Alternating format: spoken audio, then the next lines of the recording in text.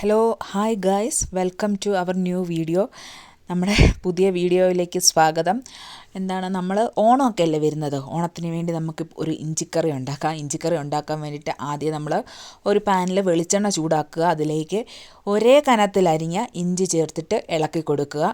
ഇടയ്ക്കിടയ്ക്ക് ഇളക്കി കൊടുത്തോണ്ടേ ഇരിക്കണം. നന്നായിട്ടൊന്നും ഫ്രൈ ആയിട്ട് വരണം. ഫ്രൈ ആക്കി എടുക്കാൻ വേണ്ടിയിട്ടാണ് ഇടയ്ക്കിടയ്ക്ക് ഇളക്കി കൊടുത്ത് കൊണ്ടിരിക്കാം.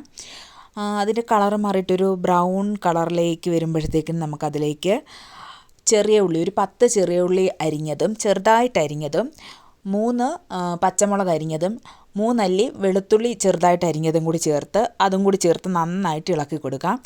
ഈ ഉള്ളിയുടെ കളറ് മാറി ഒരു ബ്രൗൺ കളറിലേക്ക് വരണം. അതുവരേക്കും അതും കൂടി ചേർത്ത് നന്നായിട്ട് ഇളക്കി കൊടുക്കാം.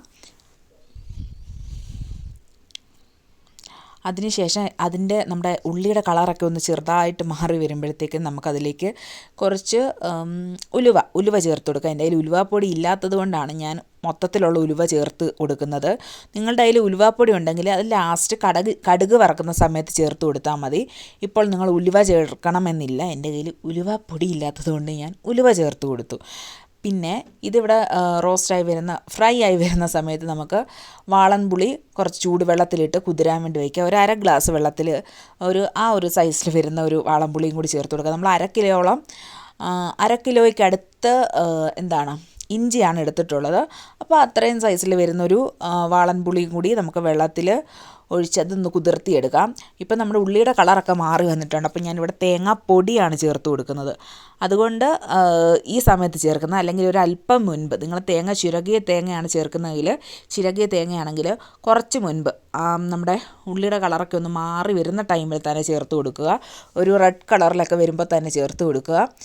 ഇത് നമ്മുടെ തേങ്ങാപ്പൊടി ആയതുകൊണ്ട് പെട്ടെന്ന് കരിഞ്ഞു പോകും. അതുകൊണ്ടാണ് ഞാൻ ഈ സമയത്ത് ചേർത്ത് കൊടുത്തത്. സോ അതും കൂടി തേങ്ങയുടെ കളറും കൂടി ഒന്ന് മാറി വരുമ്പം ഫ്ലെയിം ഓഫ് ചെയ്തതിന് ശേഷം നമുക്ക് എണ്ണയിൽ നിന്ന് നമ്മുടെ ഇഞ്ചി വേറൊരു പാത്രത്തിലേക്ക് മാറ്റി കൊടുക്കാം. അത് നല്ല ക്രിസ്പി ആയിരിക്കണം. നല്ല കിരികിരാ സൗണ്ട് കേൾക്കുന്ന സമയത്ത് വേണം നമ്മൾ കോരി മാറ്റാൻ കേട്ടോ. സ്റ്റൗ ഓഫ് ചെയ്തിട്ടുണ്ട്. ഇനി നമുക്കിതൊന്ന് പൊടിച്ചെടുക്കണം. ഇതിൻ്റെ ചൂടൊക്കെ ഒന്ന് മാറിയ ശേഷം നമുക്ക് മിക്സിയുടെ ജാറിലിട്ടിട്ട് ഇതിനെ ഒന്ന് ജസ്റ്റ് പൊടിച്ചെടുക്കുക. ഒരുപാട് അങ്ങ് അരഞ്ഞു പോകരുത്. ചെറിയ തരിതരികൾ വേണം. ആ ഒരു കണക്കിന് ചെറുതായിട്ട് പൊടിച്ചെടുക്കാം. ഇടയ്ക്ക് ഇളക്കി കൊടുക്കണം കേട്ടോ. പൊടിക്കുമ്പോഴത്തേക്കിന് ഞാനിവിടെ ഇട്ട് ജാറിട്ട് കുലുക്കുക ചെയ്യുന്നത്. ഇടയ്ക്കിടയ്ക്ക് അതുപോലെ ഇളക്കി പതിയെ ഒന്ന് നമുക്കിത് പൊടിച്ചെടുക്കാം. ഈ പൊടിച്ചെടുക്കുന്നത് ഇപ്പോൾ ഞാൻ അതിൻ്റെ അളവ് കാണിച്ചു തരാം, ഏത് രീതിയിലാണ് ഇത് വരേണ്ടതെന്ന്. ഒരുപാട് അങ്ങ് അരഞ്ഞു പോകരുത്. ഇത് കണ്ട് ചെറിയ ചെറിയ തരികൾ വരുന്നത് പോലെ പൊടിച്ചെടുത്തിട്ട് ഇത് മറ്റൊരു പാത്രത്തിലേക്ക് മാറ്റാം. ഫുൾ നമ്മുടെ ഇഞ്ചി അതുപോലെ മാറ്റിയിട്ട് നമ്മൾ നേരത്തെ ഇഞ്ചി വറുത്ത എണ്ണ തന്നെ ചൂടാക്കി അതിലേക്ക് കടുക് പൊട്ടിക്കാം. അതിലേക്കൊരു 3 വറ്റൽമുളകും കൂടി ചേർത്ത് കൊടുക്കാം. കുറച്ച് കറിവേപ്പില, ഒരു തണ്ടോളം കറിവേപ്പിലയും കൂടി ചേർത്ത് കൊടുക്കാം. കറിവേപ്പിലയും പൊട്ടി വന്നതിന് ശേഷം നമുക്കതിലേക്ക് പൊടികൾ ചേർത്ത് കൊടുക്കാം. പൊടികളെന്ന് പറയുമ്പോഴത്തേക്കിന് മഞ്ഞൾപ്പൊടി, മുളക് പൊടി, മല്ലിപ്പൊടി, കായപ്പൊടി.